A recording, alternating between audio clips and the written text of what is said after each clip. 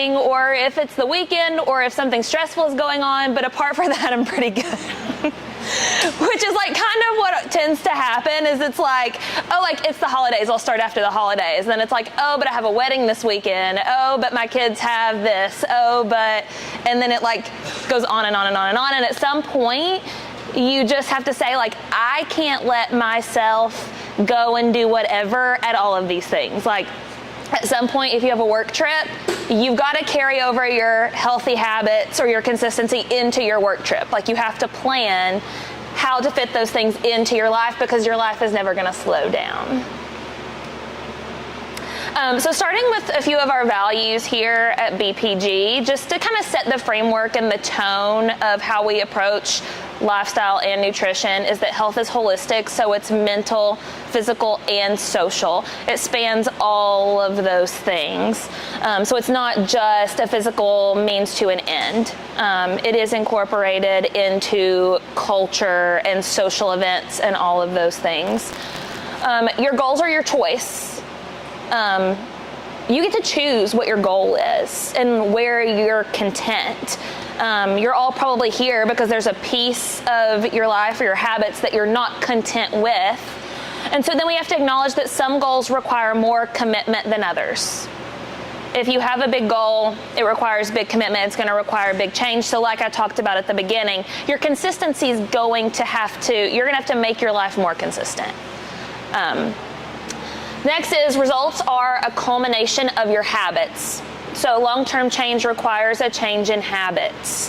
Where you have landed is a culmination of choices that you've made over and over and over and over. So to make a change, you're gonna have to change those habits, and that requires making a different choice over and over and over and over and getting into different habits. And then finally, discipline without obsession. So finding the right amount of balance.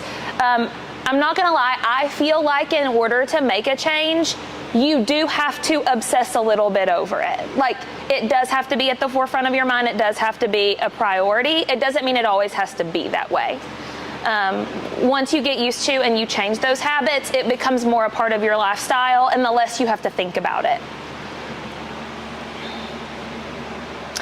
So the start point. There's some details that I've talked about in past seminars that I'm not touching on in this seminar, but I just want to go back to the start point. So this is where we're at, and this is kind of where, like, you all have social media and stuff. We know this is where we're starting.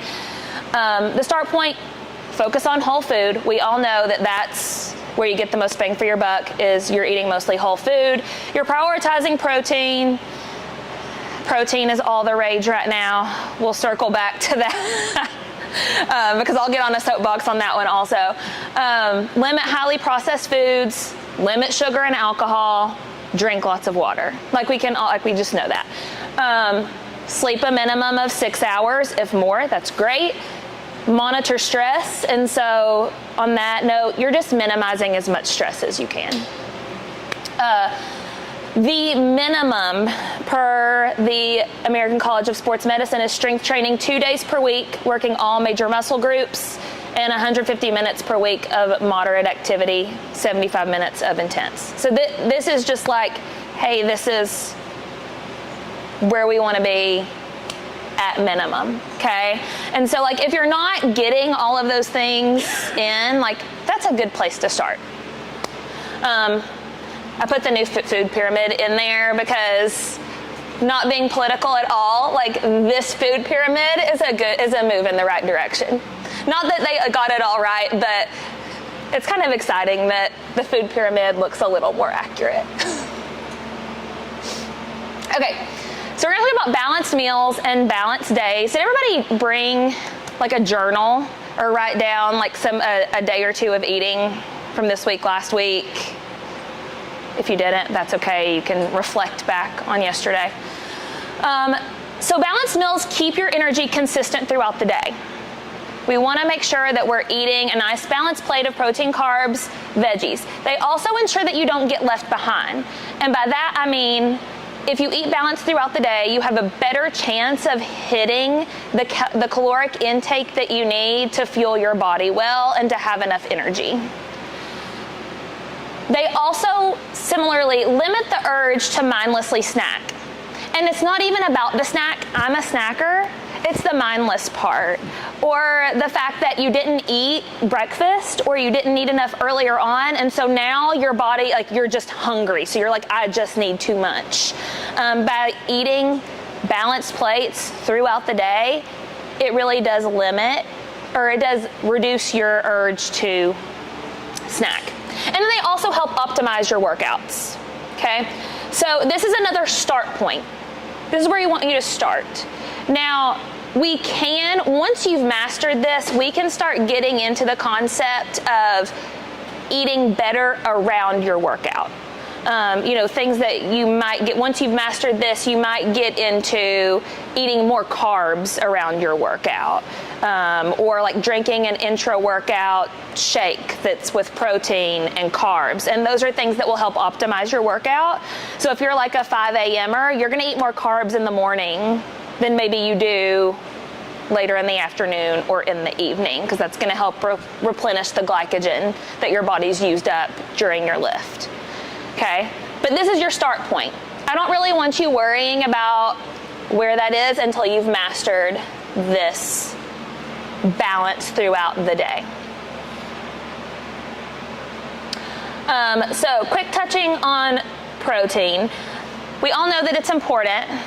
I won't read through this list. You can read through the benefits. I think we all know that it's really beneficial. It's very beneficial for muscle building. I want to touch on the fact that it's 4 calories per gram. So this is where we kind of get those macros. Your calories are all made up of your protein, carbs, and fats. That's why people always talk about macros. I guess you could say it's been a fad, but it's not a fad. It's just the building blocks of your calories. And so your protein's going to be 4 calories per gram. So if you eat 20 grams of protein, that's going to be 80 calories from protein. Okay, so that's just something that you need to understand. Now, my soapbox here about the protein fad, I saw somebody post something that was like, does protein really want to be in all of these different foods? Because I think I saw a Dunkin' commercial that now they have protein added in coffee. Starbucks does. I eat the Greek yogurt that has the added protein. That really helps me get extra protein in. But here's my soapbox there, is that if you go to Dunkin' Donuts and you get the protein coffee, but then you complain to me that you are hungry and you're going over on your calories, then you're not doing yourself a service by getting the protein coffee. You need to eat actual food, because that actual food is going to take time to digest. It's going to keep you fuller longer. Okay, so we love that protein is hyped up and that there's more sources for protein, but you also do want to still focus on the quality of protein that you're getting. So again, circling back to mostly whole foods.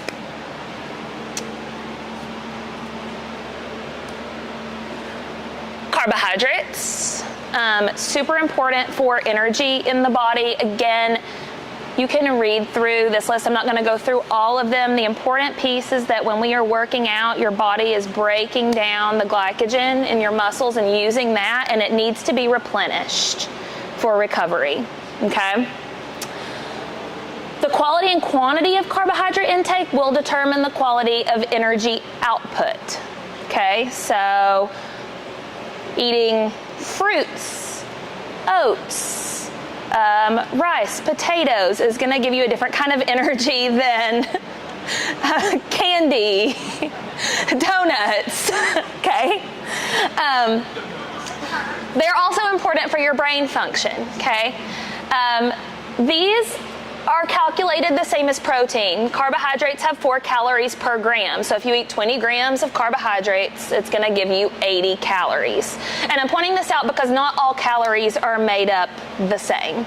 I feel like we came from the generation of calorie tracking, and that's really all we focused on when I was younger.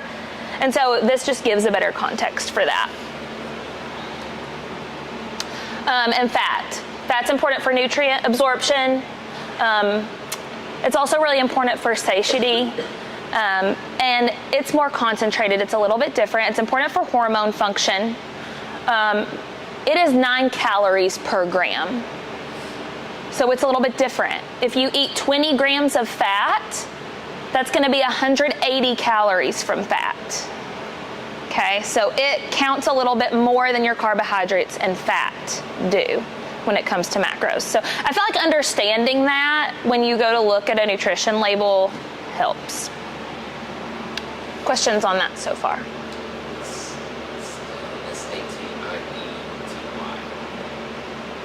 Satiety, like fullness. Yeah. Yeah. Yeah. Yeah. Yes, and I would say having a good balance does, like just a balance all around of like your protein, carbs, and fat, and they work together. But yeah, it would be usually a little bit like that's like your nuts, your nut butters. You just keep, I wouldn't say that you can, I mean you can, but eat it in as much bulk because it's going to count for more calories. And that kind of depends on what your goal is, so that's a little bit subjective. But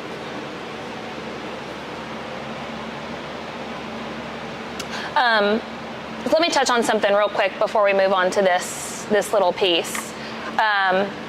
When it comes to your calories, what we really want to focus on as we move forward is we're going to focus on having a protein number, and then really like your carbs and your fat can be manipulated differently. So your body is kind of like your own experiment, and that's why this is so tricky, is that what works for one person might not work for everyone else. My body responds really well off of high carb and like moderate to low fat, whereas there are other people who respond a little bit better to a little bit higher fat and a little bit lower carb.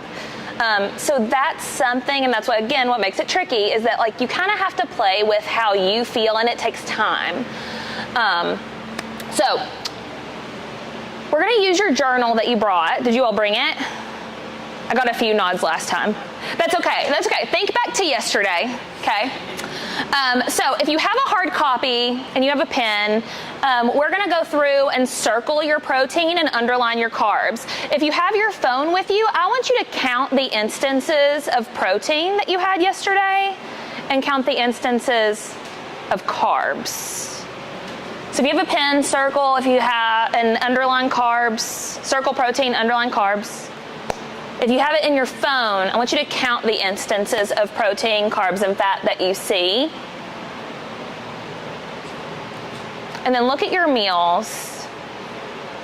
We're going to analyze if they're balanced.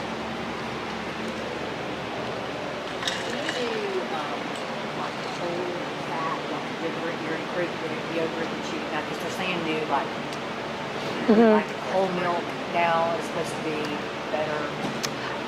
I don't. She asked about doing like the whole milk yogurt, the whole fat whole milk yogurt. Like it's too much fat. I would say that's probably just like subjective to the person. Based on, yeah. So I would say it's subjective. Yeah. I personally don't. I just have like I don't know. Do you have any info to add on that? I feel like it's subjective to what your goal is and like what you're trying to hit each day. It's considered more like healthy fats. Yeah. Whole milk or It's whole fat yogurt. Yes. I would say on that note, the most like whole food and like, you know, regular ingredient is going to be the best in terms of quality. You kind of got to just balance that out. Like if that works for you, that's going to be better for you. For me personally, part of my goal is like eating the yogurt is that like I do like getting the extra protein in there. So I'm kind of willing to have that as a little bit of processed in my yogurt, and the rest of my meals are mostly whole food. So I feel like I can make that sacrifice with my yogurt. Do you want to? No, I mimic that answer. Like if you're asking in the context of whether the fat in the dairy is bad, then the answer is no. It's not. It's the least processed version of that food. Right. But then whenever you're thinking about in terms of your amount of calories you're trying to consume, that's when you can kind of weigh. Take that into consideration. Yeah. Said she wants to use, or she decrease the fat in the milk in exchange for protein, but I'm sure she's getting fats in other ways, like nuts or something like that. So, Yeah. Does that make sense? Yeah. Yeah. Abby basically said that the fat in like a whole fat yogurt in and of itself is not bad. It's like the purest form of the fat. So kind of mimicking what I said, it's a balance of what's your goal with the yogurt, or what do you need personally? Yeah. Yeah, that is a good question. Yeah. Okay, so let's kind of share a little bit. After looking at your journal, do you feel like you have pretty balanced meals? You can give me a head nod. not yesterday. Meh. Not yesterday. Not yesterday.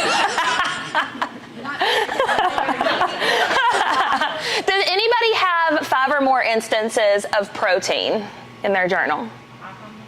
Okay. So if you have the protein in the coffee, does that count as an It does count, yeah. Yeah, that counts. When you say instance, like for breakfast, I'll have like yogurt, eggs, bacon, protein shake. So is that considered an instance on its own, or is it considered one because it's all in the same meal? I'm thinking more of like, based on how many meals do you eat a day? 3. 3. So did you have protein with each of your meals? Oh, absolutely. Okay. Yeah. So that's going to be like another conversation piece, but so I could say 3 or more, and you probably covered it in your 3 meals because you're eating like a hefty amount of protein per meal. Yeah. So who had 3 or more? Okay. Does anybody eat twice a day? I only had 2 meals yesterday. Okay. Does anybody eat 3 times a day? 3? Okay. Does anybody eat 5 times a day? Like snacks. I'm counting snacks. Yeah. Snacks. Okay. Okay. Okay, let's do this. Who's a snacker? Okay. Are the rest of you like, I eat meals and done? Okay. Okay. I'm such a snacker. So I count snacks in as meals. Okay. So when I'm thinking meals, snacks, I want my snacks to be balanced in a similar way that my meals are balanced. Okay. So this is kind of just like a little like self-reflective. It is really hard, I think, to make a change to your nutrition if you don't have a clear look at where you already are. Okay. What about carbs? Did we have, this one's like, everybody's like, duh. Did everybody have 3 or more instances of carbs? I'm sure. I feel like that's an easy one. No, yeah. What about fat? Yeah. Okay.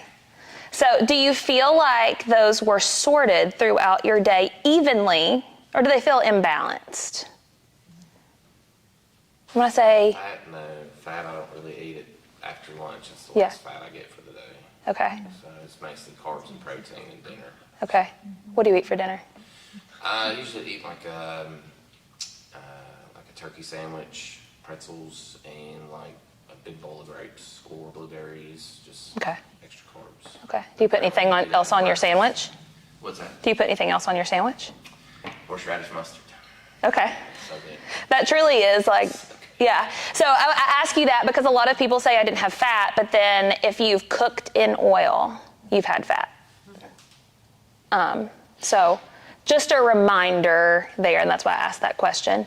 And it may not be a problem if you're getting it throughout the rest of the day and then you feel fueled for your workout the next morning.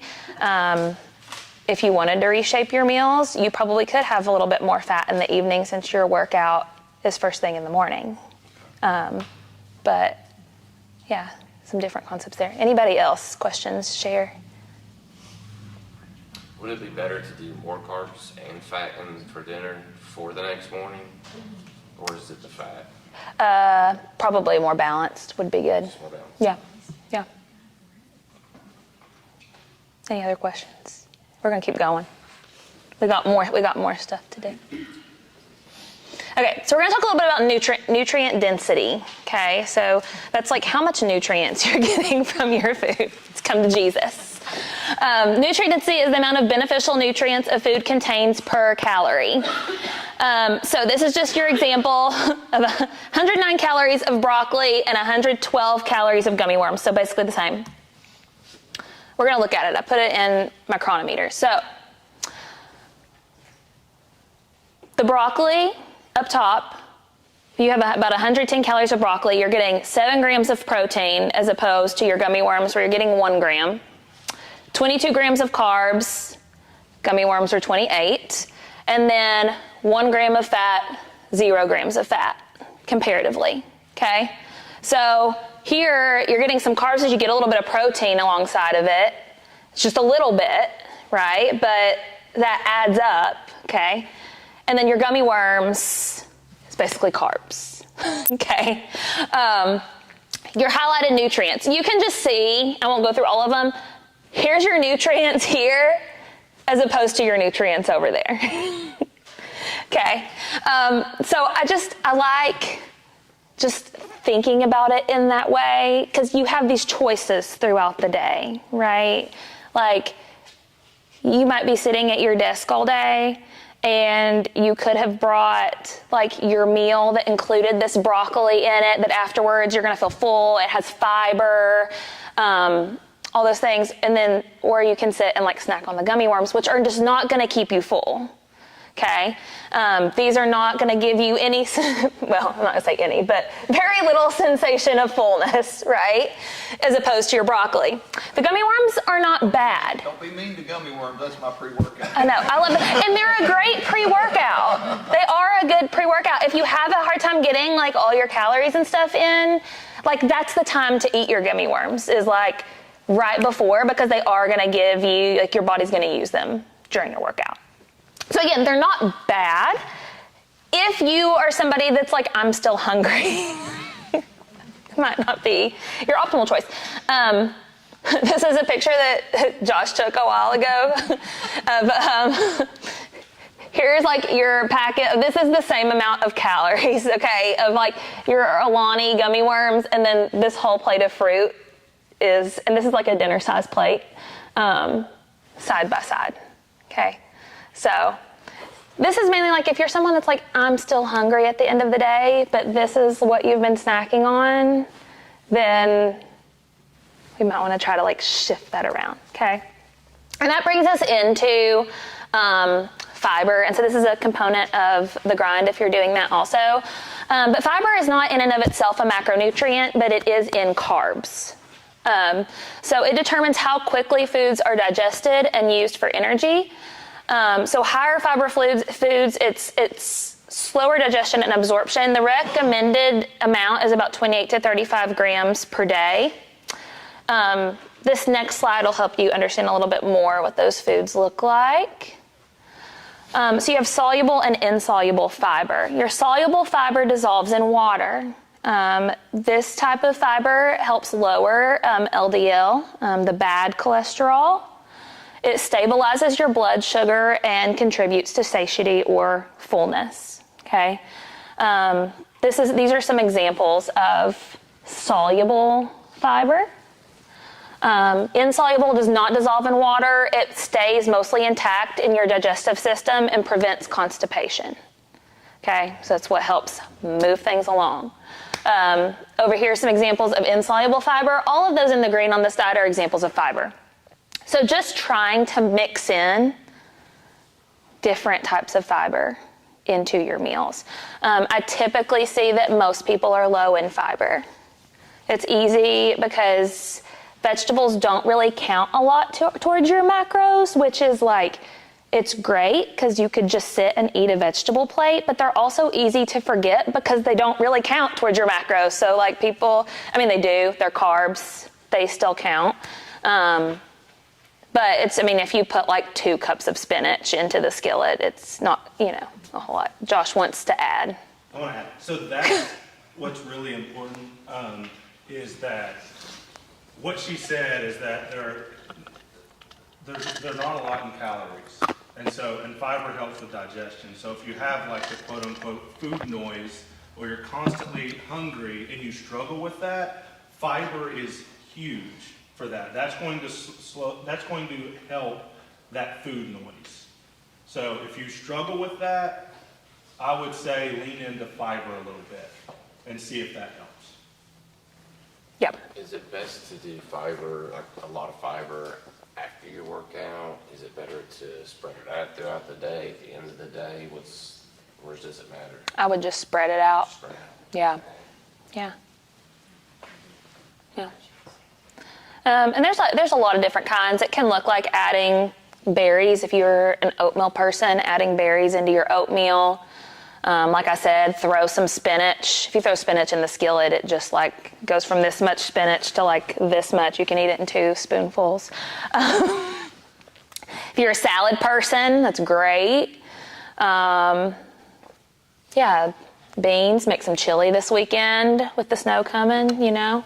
But yeah, there's lots of ways to add that in. I think we forget too how many different things are included in this fiber list, but they're kind of accessory foods.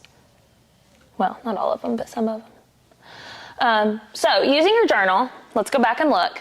How could you add value to your meals? So go back through. Maybe you write it down or add it into the notes on your phone. Where can you add value? So how can you add more nutrient density, or how could you add fiber? Is one better than the other when it's soluble and non-soluble? You just want a mix of both. Mix both. Yes. Somebody say how you could add value. I want to hear from you all. Fiber. I'm very lacking fiber. I was learning yesterday. Is a fiber supplement worthwhile? Because I don't get enough fiber either.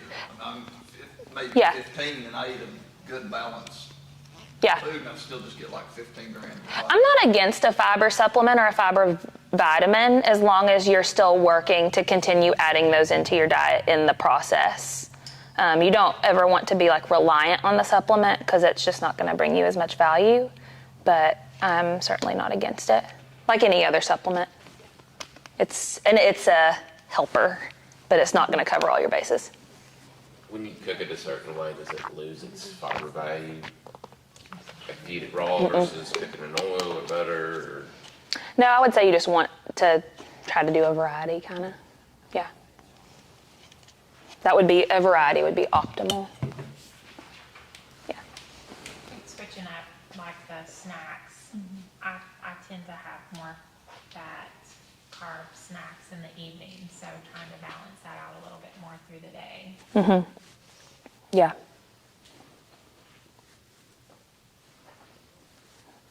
Anyone else?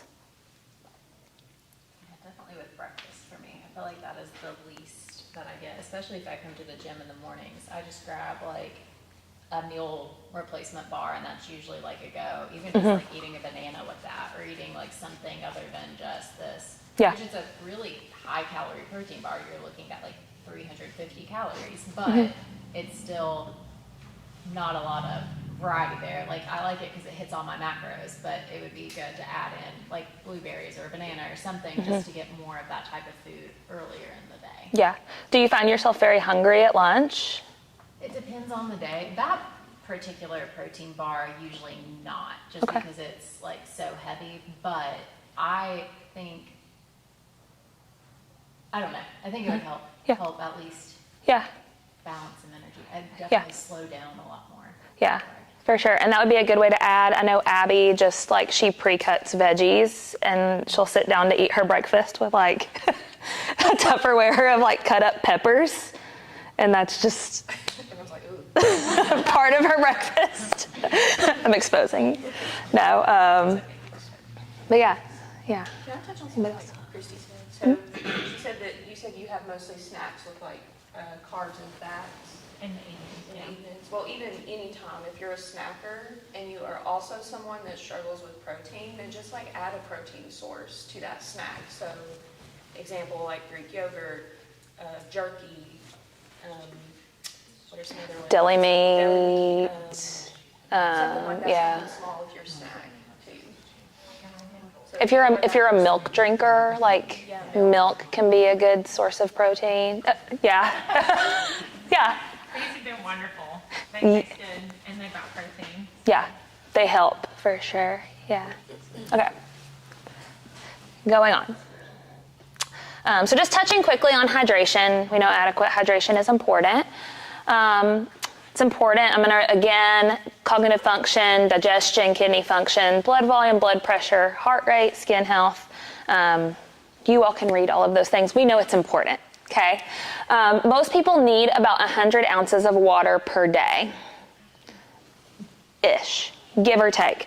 If you are highly active, it's summertime, you're sweating a lot, maybe more, okay?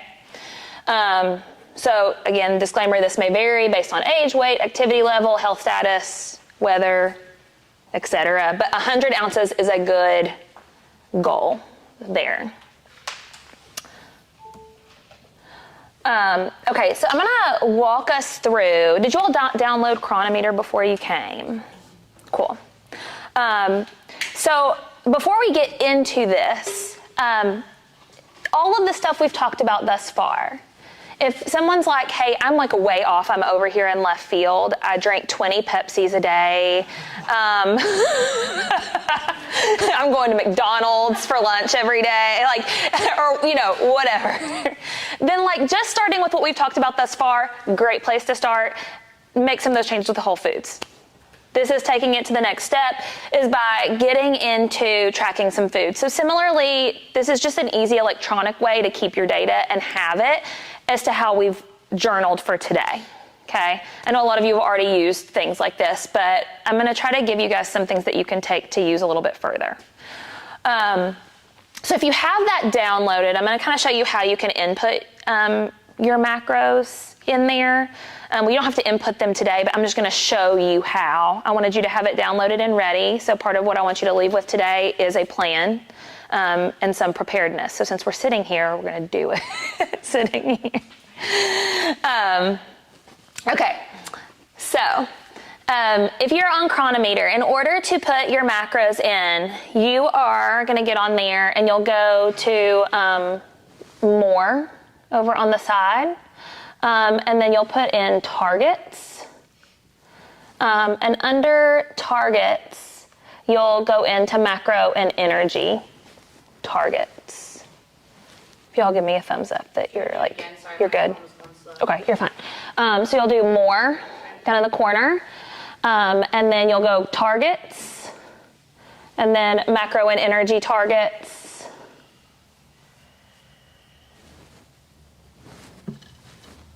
Okay, yeah. And so this is where you're going to be. We have a calculator. You don't have to do this right now. I can send you this link, but you can calculate your macros here. The important disclaimer with calculating your macros is this is just kind of a start point. Everyone is different. This is very much so based off of your weight, height, and activity level, okay? That being said, that's the majority of what that's based off of. That doesn't take a lot of other things into consideration. So again, it's just a start point. There may need to be adjustments made to that macro amount, but it'll give you like an approximate like goal for where you want to be. You want to start at maintenance, okay? So then, once you have those macros, starting at maintenance, you want to track at maintenance for a while because you want to be as consistent as you can and make sure and check your weight fluctuations. They should stay within positive or minus 5 pounds if you are truly at maintenance. You're going to pretty much stay the same weight. That's the only way that you're going to know that the macro amount that you've set is truly just like at sustaining, okay? If you're there, then you can go into a cut and reduce calories for weight loss. But if you just go on here and say, I want to do weight loss calories and start, you don't know what your maintenance is or what your homeostasis is for your body. So once you have those macros and you're in Chronometer, you're going to input those in there. So you'll click Custom Energy Target, and you can put your calories in, and you'll put in your protein, carbs, and fat numbers in there in Chronometer. Yes, under fixed. Ratios will give you like percentages. So if you want to put in your own,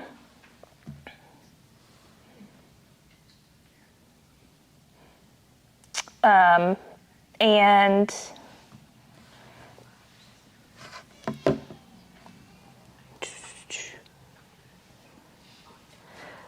one thing you want to make sure that you do is that you click that Custom Energy Target toggle. Okay? And that's where you put the calories, is in that box? You'll just put in your protein, carbs, fat, and it'll give you there. But you'll just toggle that Custom Energy Target, and you're going to want that to match. So that's something that's confusing, and I'll explain why. I'm going to give you guys a second just to make sure everybody's there. Actually, I think it's, hang on, I think I just told you the wrong thing. Can I add something on what you said about maintenance? Yes. Maintenance, you want to think of maintenance as kind of, especially if you're someone who does struggle with being consistent or hitting a protein target or a fiber target, anything like that. Maintenance is like a rite of passage. You want to find that homeostasis in your body, like Rachel mentioned, and then you want to practice those habits in that time, because you will be better served, long run, bigger picture, if you can figure out that floor that you can stay at and maintain those habits. And then that's whenever you can start to get creative and have fun and be like, okay, well now I want to cut. Well, now I want to build muscle in bulk and go from there. And you may, in maintenance, if you are someone that struggled with being consistent in the past, you may actually have some body recomposition.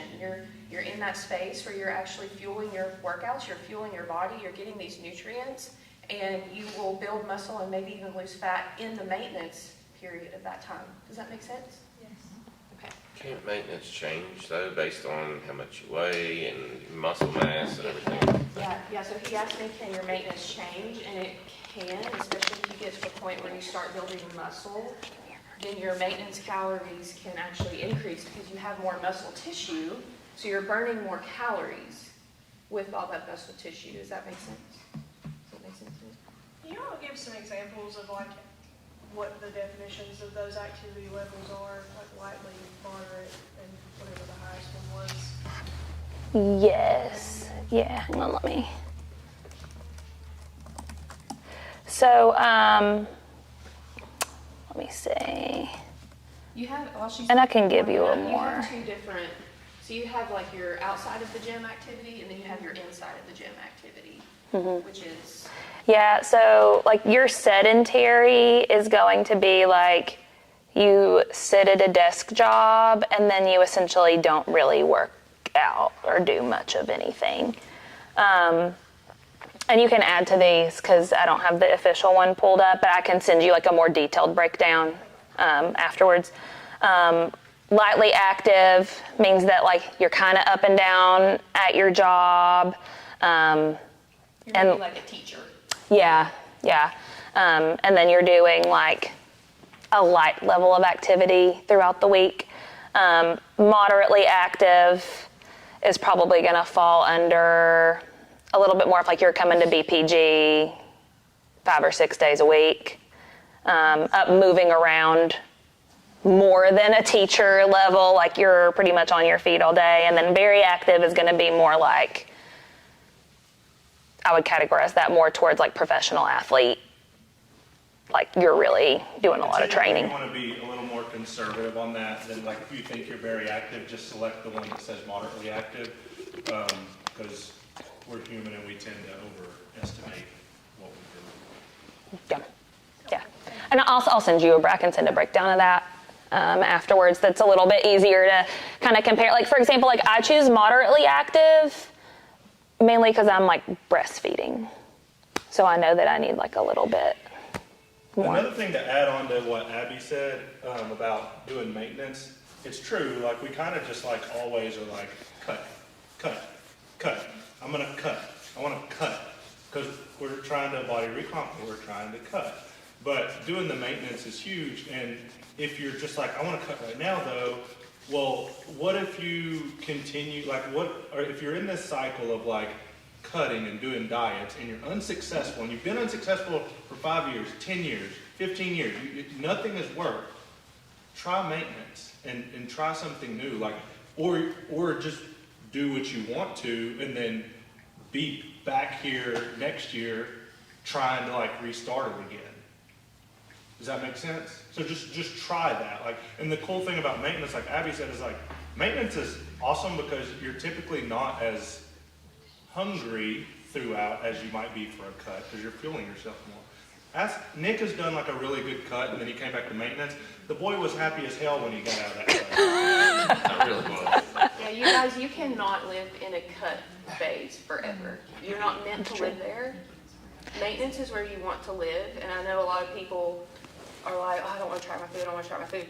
If you practice the habits in maintenance, you aren't tracking your food in maintenance. You've built the habits, you've kind of built the awareness around the portions that you're eating, that you don't have to input everything into Chronometer all the time.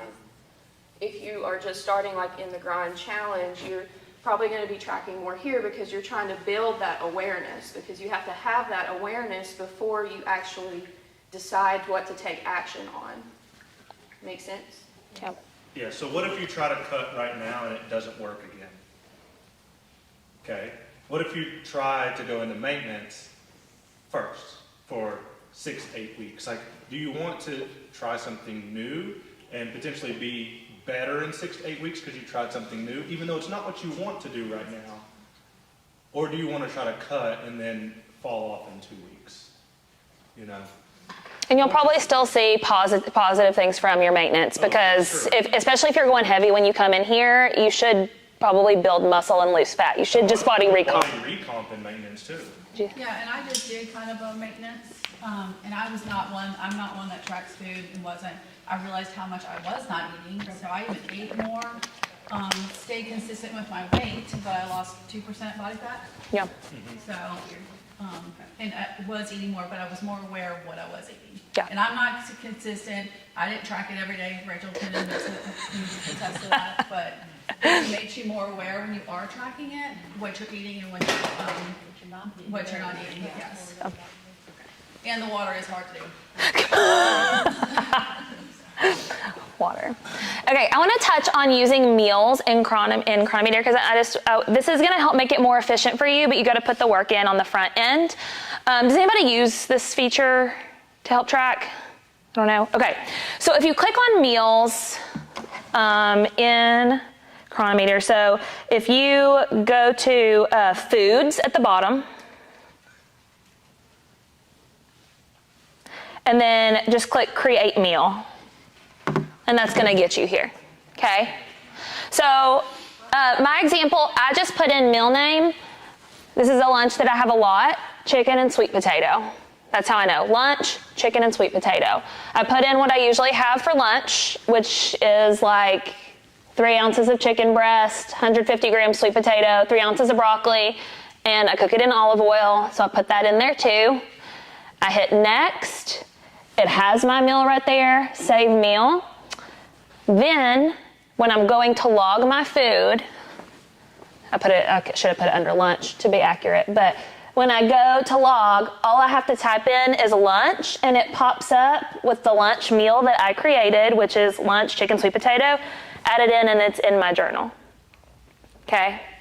So, be okay with some repetitive meals at first. Honestly, that's going to be the easiest, is if you can eat kind of the same thing, at least maybe week to week. Not every week, or maybe half the week, but if you eat that, then all you have to do to log your meal is go in and click lunch, chicken, and sweet potato. But enter it in before your day gets started. Take some time, sit down for 30 minutes or an hour and enter in the meals that you plan to have, or at least part of them. And then all you have to do is go and do that, and I save that. I might do lunch, chicken, and rice. So then if I'm gonna have chicken and rice, that's what I do. Lunch, taco bowl, whatever. Breakfast, eggs and toast. And I'll have those pre-entered in so that when I go, that's all I have to do. That eliminates oodles of stress and oodles of time when you use that feature. Is it not bad that if you do eat the same thing over and over and over, it's just easier for me just to eat the same thing? I would do the same thing if it weren't for my husband.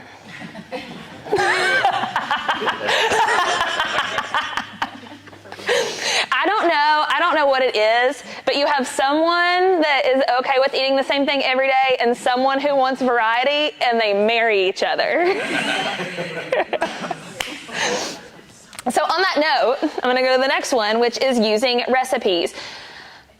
I swear, I think that when people want to start doing something different with their nutrition, they're like, let me look up all these recipes. Give me a high protein recipe. And I swear it like makes it so much more complicated. Don't feel like you need a recipe. Just take basic foods and combine them together. Like, that's the easiest way to start. If you do want to do a recipe and you do need variety, like Josh, maybe pick 1 or 2 per week. Don't try to do a new recipe every single day. That is so overwhelming. The way you will do this in here, I used my, I like to do ground turkey meatballs. That's a little bit simpler, but you'll go to your foods, click create recipe.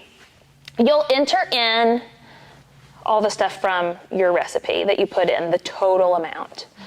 So for me, that was a pound of turkey meat, 2 eggs, and breadcrumbs. So Yes. is this something that you would do like if you're crock potting? Yes. Making it all at once? Okay. Yeah, like this makes, I think I calculated this off of 24 meatballs that I made, yeah. And it helps because I've made it a few times so I know about how many that I'm getting out of it. But yeah, so like if you're doing like a crock pot chili, you would put your total amount that you're putting in the crock pot. Yeah, and like a lot of recipes, if you've gotten something online, they might just go ahead and give you this. Like you can just enter it in and you don't have to like measure it out. If it has the macros at the bottom of the recipe, we can use that? Yes. Okay. Yeah, and you could enter it in there. But you would still enter it in like under recipe, probably. And then you'll use that. I just did the math to do 24 servings per recipe so that then I can enter it in there as like 1 meatball at a time. So I can put in there like I had 4 meatballs. But that's what you can use for that. Again, if you're gonna do that, I would maybe do 1 or 2 a week to start, because it's just a little bit more. And there's lots of like recipes, like I think, Abby, all those ones you got have come with the macros on it, don't they? Yeah. So there's lots of options online. And ChatGPT will probably give it to you too, honestly. If AI is going to take over, we're going to use it. So, 3 keys to success, like we've already talked about. This seminar is mostly about being prepared. How can you ensure that you always have options available that align with your goals and who you want to be? So, I just want you to think about how can we make sure that you're doing that. Be consistent. What motivates you to make the choice that aligns with your goals 80 to 90% of the time? And when you're not motivated, what will help you still make that choice? The first thing that comes to mind is doing what we've done today and being prepared. Set yourself up for success and have good options available, readily available. And be flexible. What does it look like to give yourself grace, but not too much? And when things don't go as planned, how will you respond? You have to kind of visualize this for yourself. Like you have to sit and put yourself in the moment. Before dancers go on stage at all these competitions, they sit and they visualize the whole routine and how each thing's gonna feel. And like, you need to do the same if you are gonna be going on a trip or be put in a situation. Like visualize and think about the decision you're gonna make before you get there.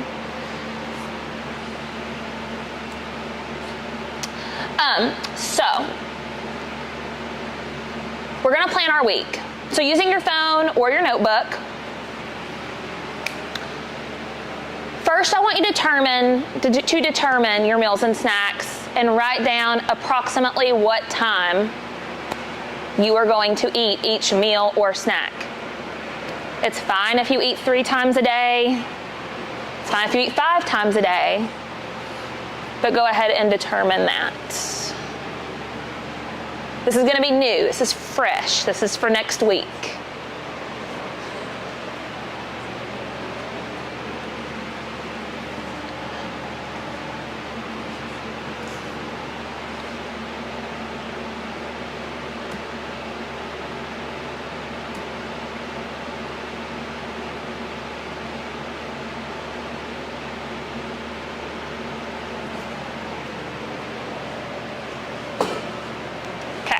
So once you've got that down, I want you to go ahead and do a mock day, and I want you to write down what you'll have for breakfast, lunch, dinner, snacks. Beside each food, I want you to try to determine protein, carbs, fat. This is just kind of to make sure that we're getting a nice balance there. Okay? You can use mine as an example.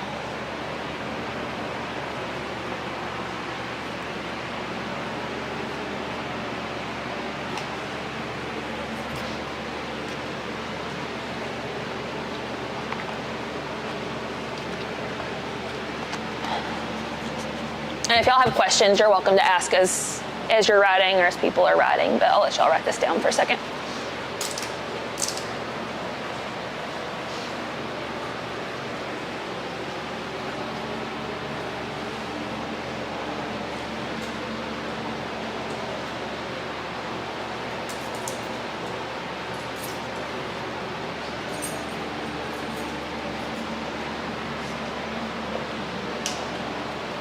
And this is all about planning for success. This is not about setting up a strict, rigid schedule, and if you miss one of these, it's the end of the world. It's not. You don't have to end up eating right at 3 p.m. or right at 9 a.m. or whenever. This is just about having it like ready and accessible. I think one of the things that helped me is finally figuring out it's okay if you go over a day. It's not going to kill you. Like if we're having like lower power body day, generally I eat more that day just because I need it. Yep. But the next day I go right back to it, and it's okay. It's when you do the whole week overeating is when you run into it. Yeah, that's exactly right. And I'm glad that you pointed that out, because if you do a lower power body day that uses a lot of energy, if you're more hungry that day, you do need to listen to your hunger cues. That is okay. And he mentioned like looking at the full week. That's also important too. So it being balanced over time rather than just day by day is super important. And that's similar like on the weekends too, as far as people tend to go out and eat more, this, that, and the other. You want it to end up balancing out overall. Always about bigger picture. You always want to think bigger picture. Okay, I'm gonna keep going. Boop. Okay, so next, using your meal plan, we're gonna create a grocery list, okay? So looking at your day, and you may not get all of this done, or just trying to get like a general idea, picture. Be detailed. How much of each item will you need? Think about, are you cooking just for you? Are you cooking for your family? Okay? So when you make your grocery list, I don't want you just to put sweet potatoes. I want you to put how many sweet potatoes you need to get, okay? So being as prepared, like in this moment to make a change, you don't want to just go to the grocery store with zero plan. You will not have what you need to be successful. So be specific. 5 sweet potatoes, 3 avocados, 2 packs of chicken sausage. Like, get it specific so that you know exactly what you're going for. And I personally am very type A, and I like think my way through the grocery store once I write them down, because I don't like to go back and like forget something. So you can go through that way. And maybe right now you're just planning like your lunches for the week, and then you can go back and do your dinner, because like maybe, you know, you're gonna have to also write down your whole family's dinner plan and then your kids' lunches and all that stuff. So we're thinking for you right now, and then you can add everybody else's stuff in later.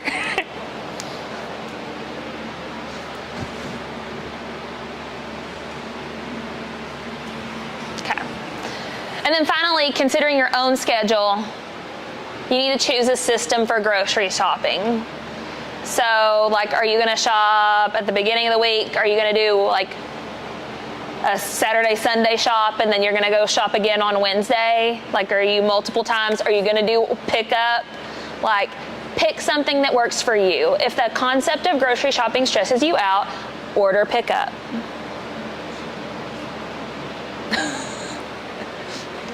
You can put the order in and then just show up.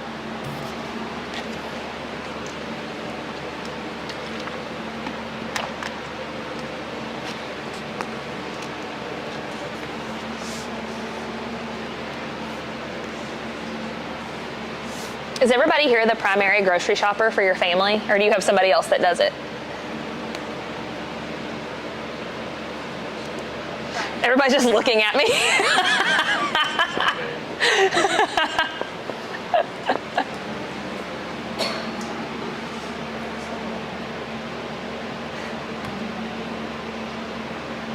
Okay, and then finally, what I want you to add to your list is some additional items that you can have on hand just in case.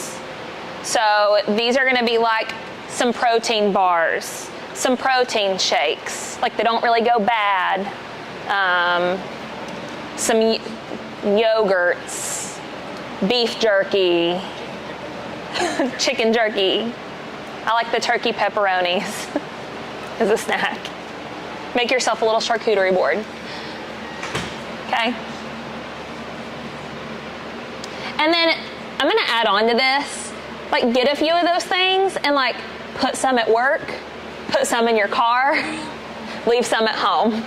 It's like you know me so well. I used to keep packs of tuna in my drawer at work. Like, She was that person. The tuna for everybody. to be fair, it was my classroom, so it was just my second graders that were subject to it. It's fine. Okay. Yep. Okay. Sorry. I had to put her little neat move in there. Okay, so what's next? So hopefully, like, you leave and you've at least, I've made you take the time to like write some things down or just think about some things that you can do moving forward. But hopefully after this, you take action and implement. If you want to participate in the grind is designed to go from here, which is kind of the base and foundation and the preparedness of it all, and help keep you accountable with the weekly check-ins and the live stream. It's also fun because there's just a little point system, and if you win, then you get some money alongside just helping you become more the person that you want to be, which is the real prize.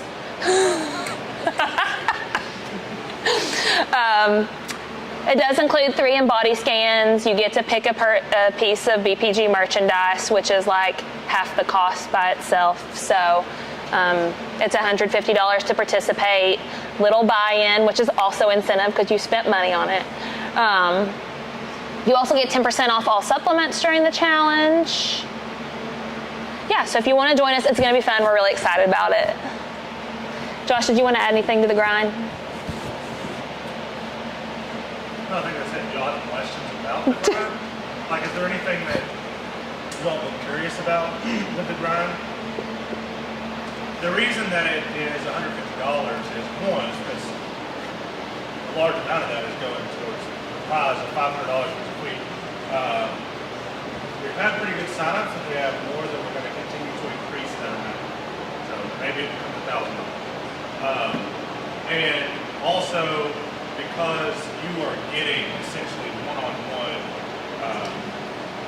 lifestyle coaching during that time, which is How much is that typically? 150 a month? 200. 200 a month. Yeah. It's like 200 a month. Yeah, it's 200 a month, so you're getting that for 2 months for 150. Okay, so that is why that is what it is. Yeah, but if you have questions about that, someone else here may have that question too, so please ask. If you do.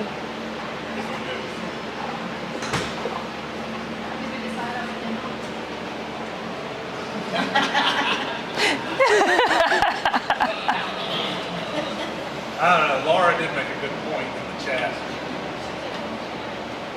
At the same time, it's still technology.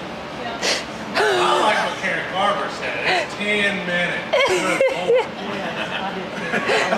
Well, I had somebody say, they were like, wait, is it just like for the one instance per day? And I was like, yeah. And they're like, okay. They were trying to stack those points.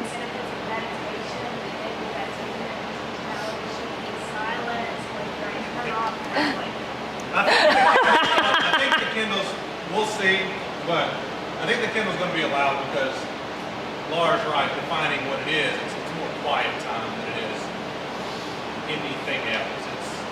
It's just quieting the outside world for a second. But you're not quieting the brain. We'll see.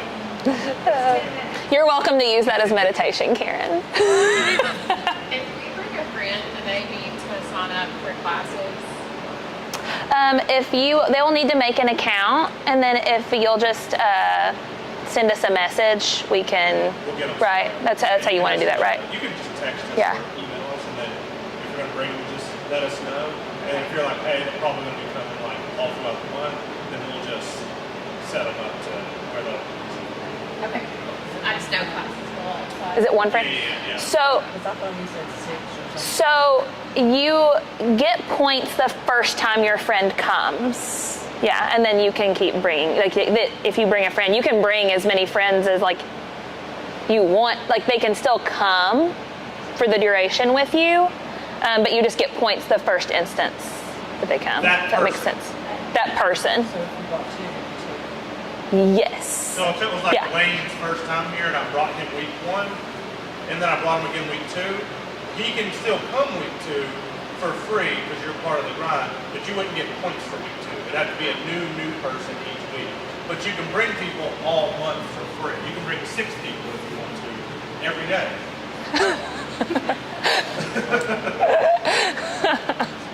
I have a question not to do with grind, so I'm creatine. Is it better to do it before, during, or after your workout? I just do it after. I mean, I've read different on different ways.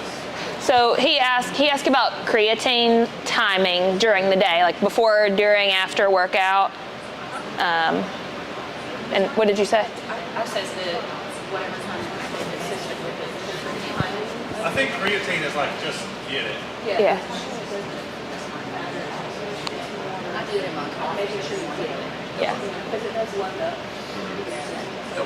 It's not like you just She said timing doesn't matter, just whenever you can stay consistent. stay consistent getting it in. Especially when you see it like right now.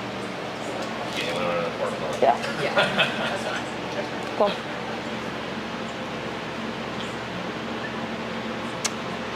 And then if you get into it with like your macros and things like that, I just wanted to let you know, like, if you're like, I need more assistance, you can also schedule. We do offer strategy sessions for nutrition. So it's like a 1-hour session where we do a deep dive with you. And then we also have the monthly nutrition coaching. But if that's something that you're like, you're leaving here and you're like, I don't feel like I have the tools to do this by myself, then you can email us and we can chat about a discovery call or strategy session too. So just so you know that that's an option. Yeah. Any other questions? For the grind, if you haven't signed up, but you do plan to sign up, I've had a couple of people just message me and let me know. Do that just so that we can get you, because there's like a questionnaire that we're going to send. So if you're like, I'm probably not going to sign up until like the day before, just send us like an email to let us know, or like let one of us know, so that we can like get you on the list, because we will start, we've sent some stuff, but we'll keep sending out stuff, so I want to make sure that you're getting that information, even if you haven't signed up yet, we'll still make sure that you get that. Okay. And what's the official start date for grind? February 1st. Yep. So the 1st through the 28th. The 28th is base day. Yeah. From February 1st through March 28th. March 28th. Yeah. I don't know that I said March. Already. I think I just said the 28th. I know that made me reflect. I was like, did I say March? Yeah. March 28th. So put it on your calendar. It's really fun. The energy on base day is really fun. You get points for Yeah. base day. And you get points for base day. It's the last hurrah. Last opportunity for points. Questions? We'll be hanging out too if you have questions. So on the in-body scans, like, do we need to reach out to y'all to schedule those, or are you gonna do like a suggested time as you're doing the? We'll send out like during the challenge, we'll be like, hey, like it's time to book your in-body scan, and then we'll kind of book around based on your schedule, because we do want those in-body scans to be same time of day when you do each 3. Like if you do it in the morning, you want to do it in the morning again each time, so it's consistent. So yeah. Does it need to be around the 1st? Yeah, we'll do it like probably the first week. Yeah. I know, I don't know. Should I use? We can't lose it.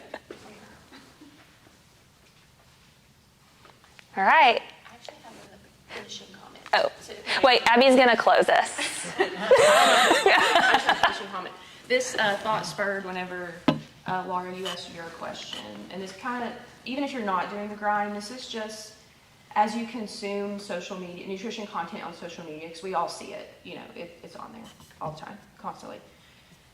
A lot of people kind of they miss the forest for the trees, especially if you're someone who is just starting, trying to implement some of the habits and routines that Rachel first touched on in the very beginning of this seminar.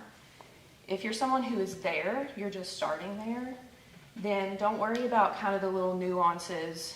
Like Nick has been asking really great questions about nutrient timing, creatine timing, all that stuff, but I know that he's also spent time kind of developing some of the habits, right? Did you focus on those things like right at first? No, I didn't know what I was doing. Yeah, so he was kind of experimenting, implementing the habits, and once you get those habits in place, that's whenever you can kind of get into the nuances of when should I time my protein, when should I time this, when should I time that, and then in that same token, you hear on social media all the time, well, this is bad, don't eat this, don't eat this. You want to think about you as a person in context, and I'll just use me as an example. I have acid reflux, and it's triggered by fatty foods. So therefore, fatty foods are bad for me, but for you, they're okay. You don't have anything like that. So whenever someone says this is bad, just think about the context that they're coming from. And if you're a healthy person, then that thing is probably okay, wouldn't you say? Yeah. So don't miss the forest for the trees. Get the baseline down, and then you can kind of go to the nuances there. Because the baseline is what's going to move the needle, especially if you're, to someone, I know Rachel joked, if you're someone who drinks 20 Pepsis a day, if you could just get that down to like 18 Pepsis a day. Like whatever will move that dial a little bit. It may not feel like much to you, but in the big picture, it's big. Yeah. I don't know if that closes it well. That was a good closing statement. Any questions on that?